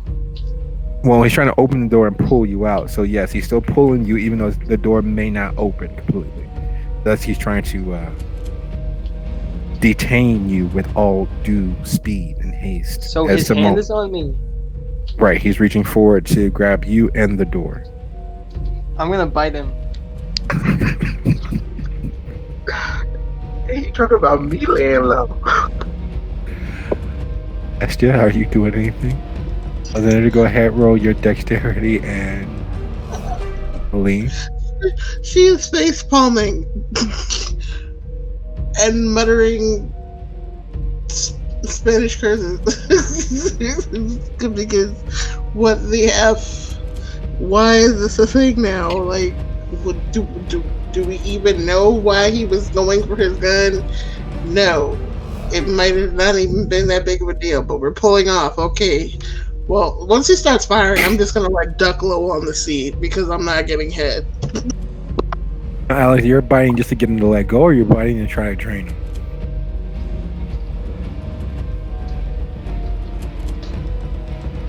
I'm not gonna. Yeah, I guess I may as well drink something. I haven't had anything to drink for a while. All right. Well, in that case, make that instead of it being a dexterity and brawl, make it a strength and brawl.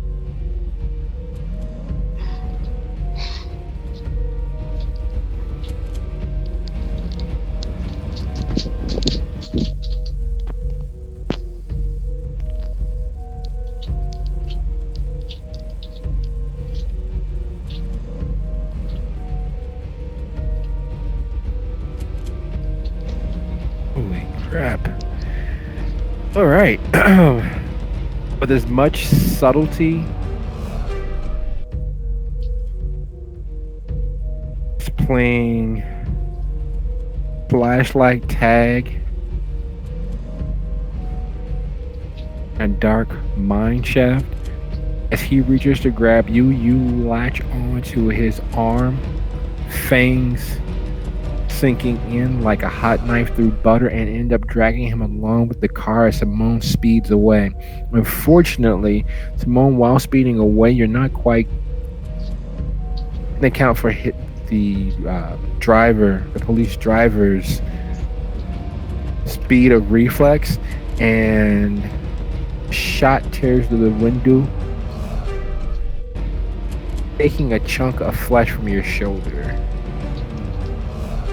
More shots began firing and going wide, going short, and hitting the car.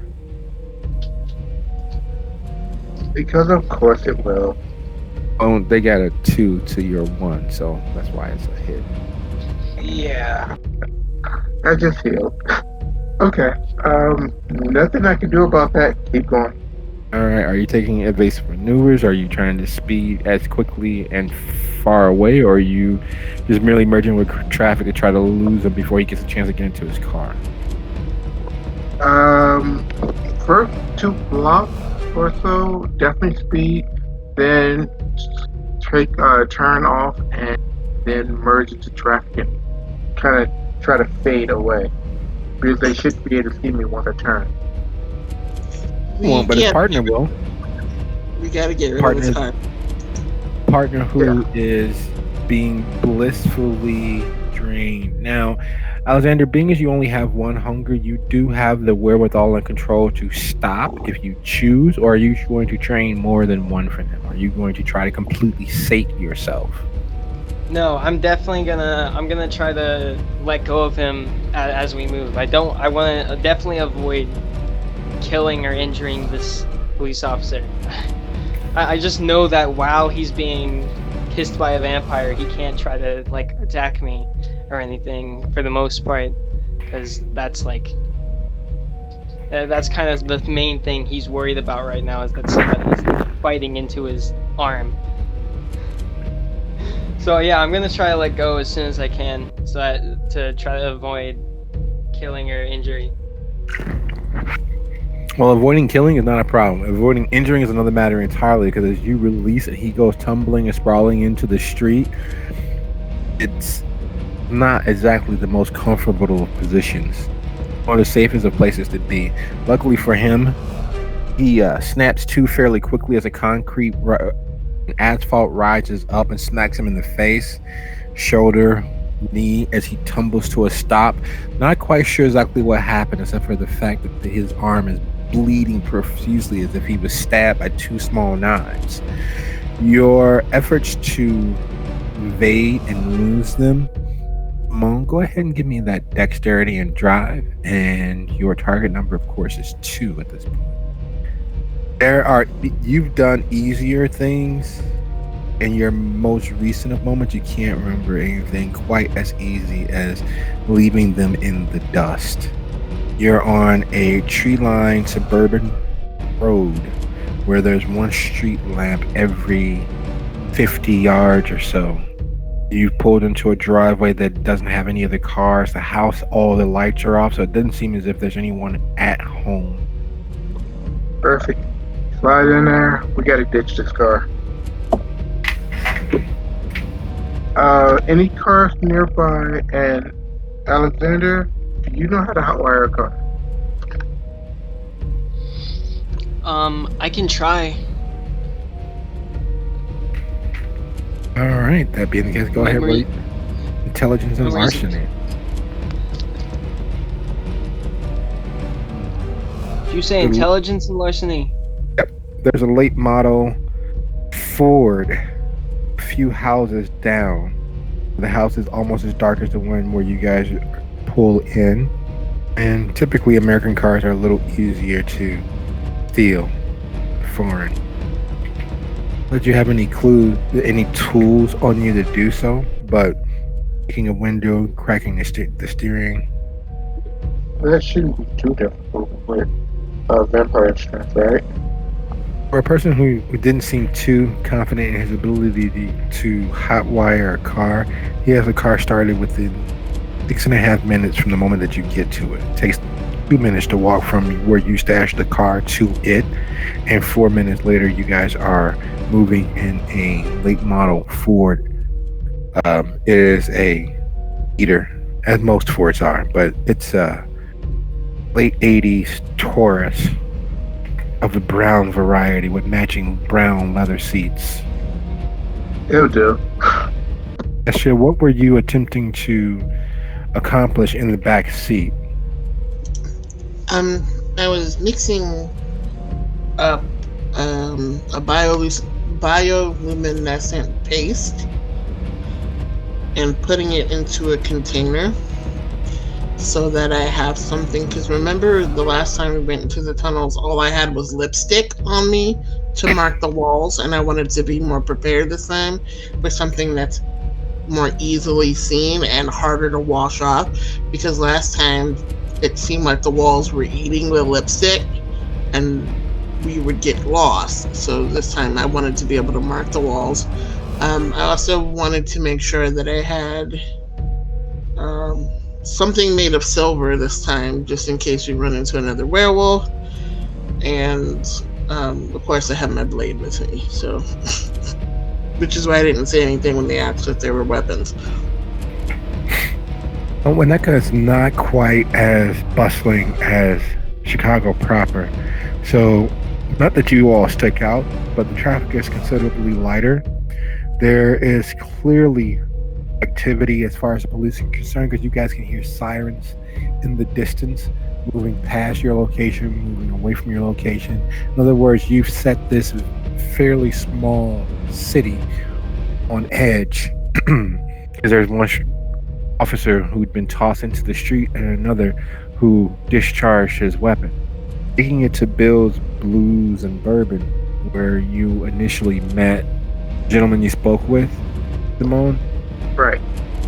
Getting back there, you see that, yeah, the local police and the sheriffs in the area are in high alert.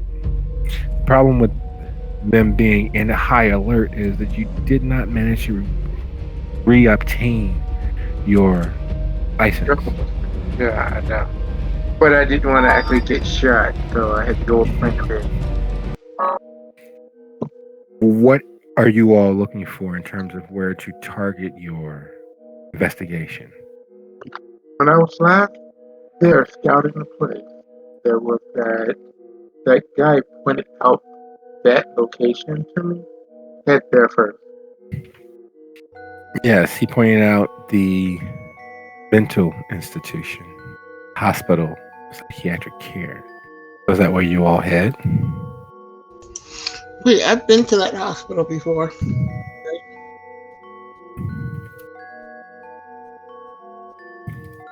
That was where I met. Yes, you have. Yes, yes, you have. But I don't know that's where we're heading until we get there. That's where we head. Alexander, places like this should only exist in comic books. It is old, it's dilapidated, it looks like something out of a late 50s movie crossed with what a real world Arkham Asylum would look like. It does not look like any modern hospital. It has clearly been here for longer than most other buildings in the entirety of the downtown area of Winnetka. This place has history written all over it. There are gargoyles all along the roof line. The gate keeping it from the street is a combination of 8.5 foot tall wrought iron, dark metal fence, and every few feet there's a brick pillar that looks like something out of someone's morbid idea of what future buildings might be. Grounds look as if they are a cemetery. Pale green grass blowing in the wind longer than what most people would like their lawns to be. It looks dilapidated from a distance, but as you get closer, you realize that the lights are on. There are people milling about inside. The only thing missing from the image in front of you, lightning crackling in the distance and storm clouds hanging above head. Actually, you've seen the like of this building.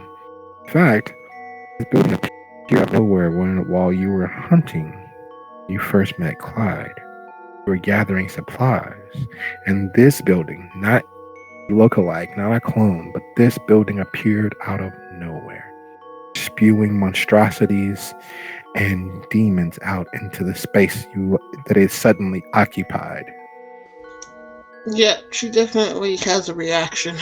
It kind of stops short and then looks at Simo and oh, I don't know. See, mm-mm. You don't want to go in there. You don't. Something wrong? You think our place is bad? This place? Oh my god. Woo. Yeah, bad juju all over it. Something wrong there, Hester? Can it get worse than somebody being possessed by a werewolf spirit? Yeah, yeah. Or That's that's really bad then. Well, still gotta go.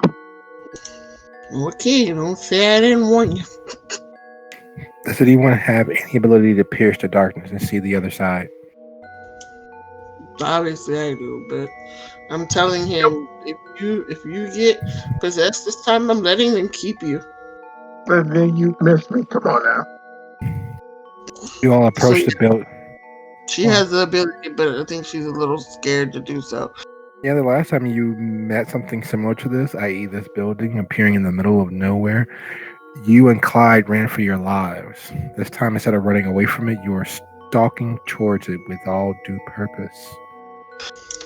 Less stalking, more Scooby Doo skulking behind Simone.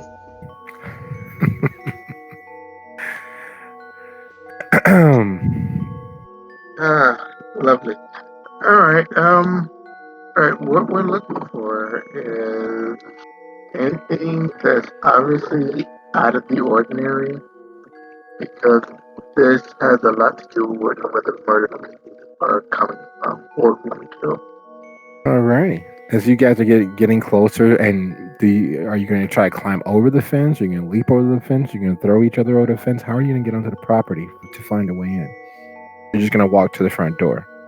No, I'm actually going to use stealth and walk around to the back, counting any blind spots, and at that point, hop the gate there. I'm gonna try to do the same thing. I'm gonna try to sneak around. All right, a dexterity and stealth roll, you guys. Higher, better. Do I get any bonuses for surveillance being? No, the security is not designed to keep people out. It's designed to keep people in. I was also gonna ask. I have a specialty in stealth for break-ins, as well as silence of death from obfuscate. Would those affect my roll in any way? Break-in specialty, that'd give you an additional die. So just add that to my roll. Literally, the security is focused on maintenance. It's not preventative in the least.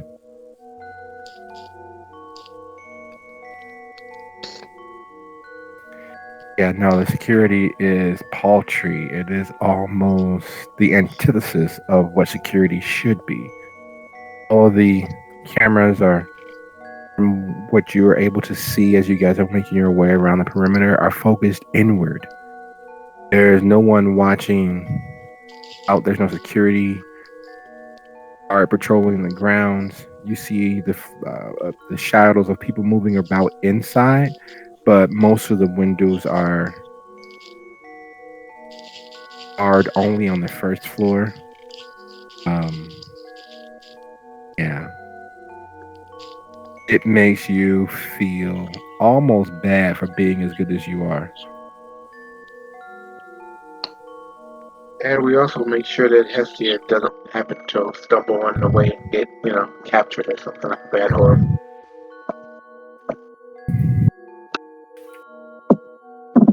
any open windows or other areas of egress. No, but the building being as old as it is, there's a coal chute at the rear south side of the building. Two Yeah, huge doors that open into a cellar. let's head down. That's gonna. This is definitely seeming even creepier. Let's go downstairs through the cellar. Hester, go ahead and roll your resolve and composure for me, please. Crawling up out of those doors was the orderly that had the bug-like eyes with his hair standing on end when you first met Clyde. The one that it took the combined efforts of both you and Clyde to escape his grasp. Luckily, at that time, Clyde had his flares on him. Fire held him at bay long enough for you all to escape. As Simone opens the door down, you manage to keep all due bravery. Without a shadow of a doubt, you know that if you go down there, something is going to die. Someone is going to die. And it doesn't help. Cubulus is back, rubbing its hands together hungrily. She doesn't need to breathe, but she's hyperventilating. Simone looks at her really quickly, then looks back at the guy. There's no guy there. Uh, But that eerie feeling you had at the Coterie's Haven is back. Here. All right, let's go. Alexander, that same feeling you had at the Coterie's Haven earlier is back, and you can feel as if the air is being sucked out of the space around you.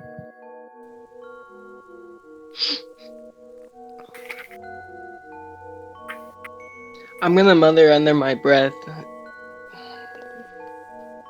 This thing can fucking hear me. I hope it knows. I'm not planning on killing anyone. And you three, brazenly and boldly, as bravely as possible, enter into the underspace of the asylum. We will end our episode with you all walking into the darkness and into a far cooler, deeper dark than should exist in any building that's occupied by humans, by the living. The space that you are entering is clearly not one designed for anything remotely alive. Even the vampire's facsimile that you all inhabit is far too alive for what space you enter. Hestia, Simone, you guys been in such spaces twice now. The feel of its touch is far more familiar than any such space should be. Alexander, this is the same feeling you had when the floor fell in and you entered into that stone space beneath the strip club where the werewolf, where Chasha was the guardian and had been, according to Hester, trapped for at least 50 years. It's just like this should not exist. It shouldn't be possible. But as you enter into the dark spaces beneath, it's clear that such spaces not only exist, but they are never too far from the living. Just in out of the way places, between spaces, such as this. And we'll leave everything here with you guys. Thank you so very much for this week's episode. It'll be a couple of within the next couple of days, and I'll get you guys your individual experience points for what we've managed to survive and live through thus far. And then we'll pick up next week and during the week with play by post with what is taking place here. Thanks, guys. Good night. Good night. Good night. Right.